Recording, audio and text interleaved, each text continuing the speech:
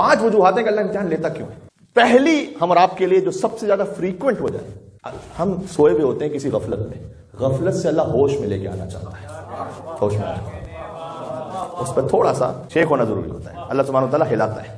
احادیث میں کثرت کے ساتھ ہے. تو انسان غفلت میں ہوتا ہے، کتنی مرتبہ ایسا ہوتا ہے کہ قرآن میں نہیں ہے. اب یہ الگ بات ہے کہ انسان اس امتحان کی وجہ سے جب ہوش میں آ جائے تو پھر کتنا جاگتا ہے وہ، اور پھر کتنا دوبارہ سو جاتا ہے. اس کے اوپر یہ سورہ یونس آیت نمبر 23 اور 24. خدا وہ ہے جو تمہیں خشکی پر سیر کراتا ہے، سمندر پہ سیر کراتا ہے، یہاں تک کہ جب تم سمندر میں جا رہے ہوتے ہو، حتی اذا کنتم فی الفلک، تم کسی کشتی میں ہو، ترین بہم بريح طیبۃ وفرحوا بها، اور آس پاس بہت اچھا ایٹماسفیئر ہوتا ہے. یہ سمبولک ٹرم ہے جو اللہ سبحانہ وتعالیٰ یوز کر رہا ہے. تمہاری زندگی بڑی اچھی جا رہی ہوتی ہے، فرحوا بها، فرحت، احساس سکون، ٹرنکویلٹی محسوس کر رہے ہوتے. جاءت ریح عاصف، پھر کبھی ایسا ہوتا ہے کہ خطرناک طوفانی ہوائیں چلنے لگتی ہیں. بھی تو اللہ تعالیٰ مثال دے رہا ہے کہ جب تم 20 سمندر میں ہو اور خطرناک ہم ہوائیں چلاتے ہیں، ریح عاصف یعنی کشتیوں کو پلٹا دینے والی ہوائیں. وجاءہم الموج من کل مکان، اور تم بالکل آدھی رات کو سمندر کے درمیان ہو، تمہیں یہ یقین ہو گیا کہ اب موت نے مجھے چاروں طرف سے گھیر لیا ہے. یعنی تم ایک ایسے امتحان میں جا کے پڑھتے ہو کہ پھر جہاں تمہیں بچنے کا کوئی امکان نہیں، ایسی سب گرفت میں ہو. دعوا اللہ مخلصین لہ الدین، اللہ کہتا ہے یہی ایک وقت ہوتا ہے انسان جب تو اپنے پروردگار کو بہت خلوص کے ساتھ پکارتا ہے. یہ غفلت سے اٹھانا ہے اللہ کا. بہت سے، میں اپنے آپ پہ کسی اور پہ کیوں کہوں، اپنے آپ کے لیے کہتے ہیں، جب کبھی کسی سخت مشکل میں آ جاتے ہیں، کہیں کہ عزت کا معاملہ ہو جائے، کہیں کو اور معاملہ ہو جائے، اس وقت جو نماز کی کیفیت ہے اور جو اللہ کی طرف رجوع کرنے کی کیفیت ہے وہ تھوڑی وہ الگ ہی ہوتی ہے. باقی تو آئے مصلے پر 2-4 منٹ میں بس اٹھک بیٹھک کر کے فارغ ہو گئے. لیکن جب کوئی ایسا موقع آ جاتا ہے تو اب یہ کہ مصلے سے اٹھنے کا دل نہیں کر رہا، ساری دعائیں بھی یاد آتی ہیں، فلاں دعا بھی پڑھو، یہ آیت بھی پڑھ لو، یہ وظیفہ بھی کر لو. دعوا اللہ مخلصین لہ الدین، بہت خلوص سے تم اللہ کو پکارتے. اللہ تعالیٰ اتنا کریم ہے کہ وہ سامنے سے پلٹ کر یہ نہیں کہتا کہ اچھا خالی وقت پر آئے ہو. یہ انسان ہے جو کہتا ہے. آپ نے کسی کو 1 سال تک فون نہ کیا اور جو فون کریں گے دل میں تو یقیناً خیال آئے گا کوئی نہ کوئی تو کام پڑا ہوگا، 1 سال تک تو یاد نہیں تھا. اللہ تعالیٰ ہی نہیں کہتا سامنے سے دعوا اللہ مخلصین لہ الدین، وہ کہتا ہے پروردگار لئن انجیتنا من ھذا، تو یہ جو میں اتنے سخت مشکل میں پرابلم میں آ گیا ہوں تو مجھے اس سے بچا لے. لئن انجیتنا، نجات سے، یہ اس سے نجات دے دے.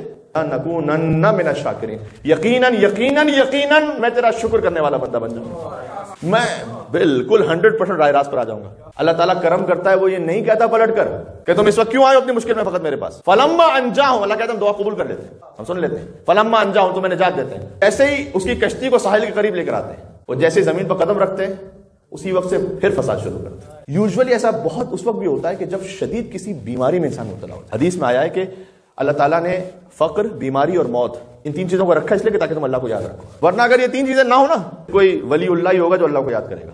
فقر میں آؤ گے یعنی کہیں نہ کہیں کسی مشکل میں آؤ گے فائنینشلی، تو پھر اللہ کو یاد کرو گے. اس میں نہیں آؤ گے تو بیماری تو ہر ایک کو آنی ہے، اور خاص طور پر اگر کوئی ایسی سکنس ہو جائے کہ اس کا سے ویکنس بہت ہو جائے.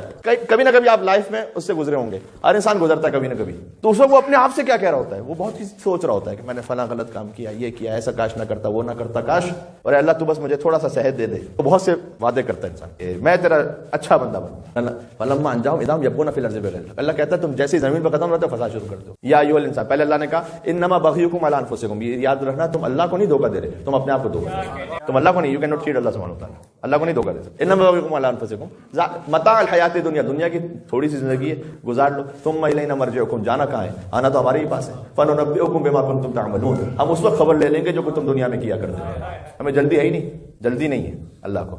یہ بات میں شاید کسی اور حوالے سے آپ کے سامنے کہہ چکا ہوں کہ انتقام کی جلدی اسے ہوتی ہے جیسے حکومت چھن جانے کا خوف ہوتا ہے، جس سے اپنی پاور ختم ہونے کا خوف ہوتا ہے. وہ کہتا ہے جو کرنا ہے 1-2 دن میں آج نمٹا دو، نہیں پتا کل کیا ہوگا. اللہ تعالیٰ کو کیا پاور چھن جانے کا خوف ہے. ولا يمكن الفرار من حکومتک، دعائے کو میں امیر المومنین، پروردگار میں جاؤں گا کہاں، تیری حکومت سے فرار ممکن ہی نہیں، ممکن ہی نہیں. ولا يمكن الفرار من حکومتک، اللہ کہتا ہے جاؤ، کہاں جاؤ گے، جانا کہاں ہے. انما نملی لهم لیزدادوا اسما، اللہ نے قرآن میں کہا ہے ہم مہلت اس لیے دیتے ہیں تاکہ تمہارے گناہ پورے کھل کے آ جائیں. تو اللہ کبھی امتحان اس لیے لیتا ہے کہ غفلت سے نکالتے ہیں. یہ خوش نصیب ہوتے ہیں وہ لوگ کہ جو امتحان کی وجہ سے غفلت سے نکل جاتے ہیں، ورنہ کچھ لوگ ہوتے ہیں کہ جو اور اس میں مبتلا ہو جاتے ہیں. پہلی بات. دوسرا، اللہ تعالیٰ اس لیے امتحان لیتا ہے کہ کبھی وہ کچھ اجر و ثواب دینا چاہتا ہے کسی مومن کو.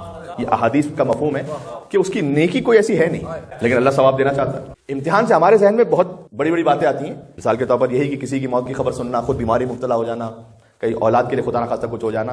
لیکن یہ تو ہے ہی، میں آپ کو بتاؤں چھوٹی سے چھوٹی بات بھی. ایک حدیث میں نے پڑھا، مجھے بڑا لطف آیا. آپ کے ساتھ بھی کبھی نہ کبھی ہوا ہوگا اور یہ بار بار ہوتا رہتا ہوگا. کوئی ایسی ضروری چیز، مثلا موبائل ہے، مثلا پاسپورٹ ہے، مثلا کوئی آپ کے آفس کی کوئی ایسی وہ گم ہو گئی، آپ ڈھونڈ رہے ہیں، وقت پہ مل نہیں رہی، ہوتا نہیں ہوتا.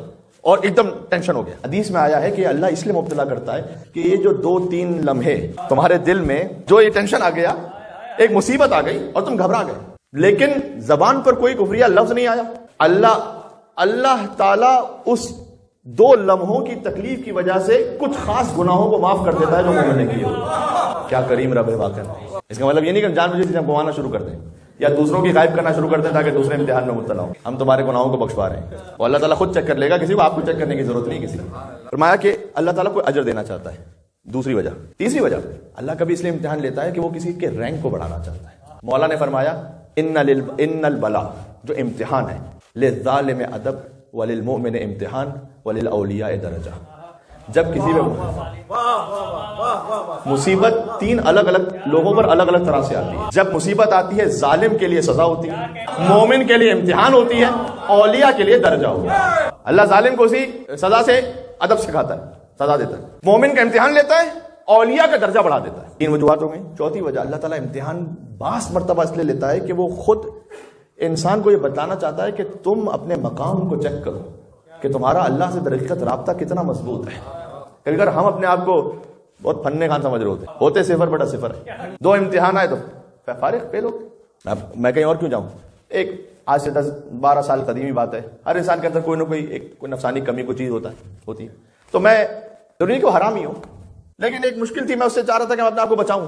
2 مہینے گزرے, الحمدللہ میں اس نفسانی مشکل میں مبتلا نہیں ہوا.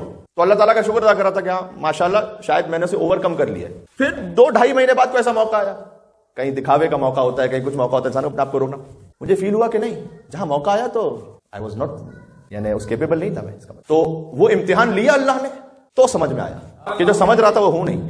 یہ بھی نصیب والوں کو سمجھ میں آ جائے, نصیب والوں کو سمجھ میں آئے. تو اللہ کبھی کسی کو سمجھانا چاہتا ہے کہ دیکھو تم اپنے آپ کو چیک کرو, جو تم سمجھ رہے ہو وہ ہو نہیں. تم 5ویں منزل آتی کہ اللہ امتحان اس لیے لیتا ہے کہ اللہ نے قرآن میں کہا ہے لیمحص اللہ ڈیوائڈ کر دیتا ہے حق والے کس طرف ہے, باطل. جب امتحان آئے گا تبھی تو ڈیوائڈ ہوں گے. اور اس میں یاد رکھیے گا, بعض مرتبہ ایسا ہوتا ہے حق اور باطل ہے نا, کبھی کبھار آپ کو بڑی بڑی شخصیات نظر آئیں گی ایک طرف, تو یو ول فیل کہ یار یہ کیسے غلط ہو سکتا ہے, یہ تو غلط نہیں ہو سکتا نا. کبھی بھی دھوکے میں نہ جائیے گا, کبھی بھی دھوکے میں نہ جائیے گا. جنگ جمل میں کیا ہوا ذرا سن لیجیے گا. جنگ جمل میں کچھ لوگ آئے مولا کے پاس اور وہ جینوئنلی کنفیوز تھے. ایک مرتبہ تو ہوتا ہے نا کہ ایک انسان فتنہ کر رہا ہے, وہ بات نہیں. آج اپنے آپ کو 14 سال بعد نہ سوچیے, اس سینیریو میں سوچیے. تو جینوئنلی کنفیوز ہے.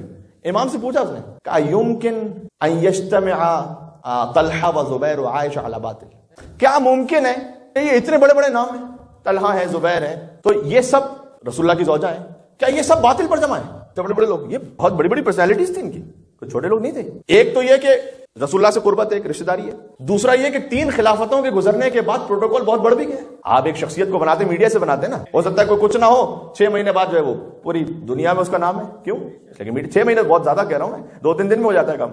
آج کے 2 دن میں ہو جاتا ہے کام. اس نے جینوئنلی پوچھا کہ اے علی, میں واقعا کنفیوز ہوں کہ یہ کیسے پاسبل ہے کہ اتنی بڑی بڑی پرسنالٹیز وہ غلط ہو سب. کتنے سینیریوز آتے ہیں ایسے. مولا نے وہ جواب دیا کہ ادبائے عرب کہتے ہیں کہ اس سے بڑھ کر فصیح و بلیغ جملہ کلام عرب میں کہا نہیں گیا.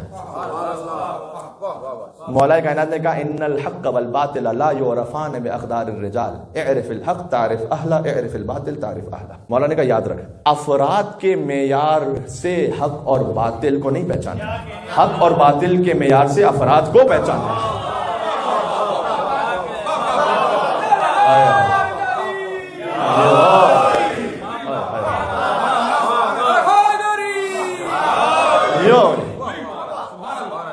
یہ بات پہنچ رہی ہے. صدیوں پر محیط ہے علی بن ابی طالب کا یہ ایک جملہ. پوری طرح مل کے صلوات اور بھیج دیں محمد اور آل محمد.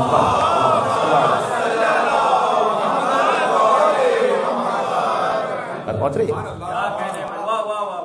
کہ افراد کی کسوٹی پر, اس میزان پر حق اور باطل کو نہیں پہچاننا. اتنی بڑی شخصیت ہے تو یقیناً حق پر ہوگی, کس نے کہا؟ کوئی گارنٹی نہیں.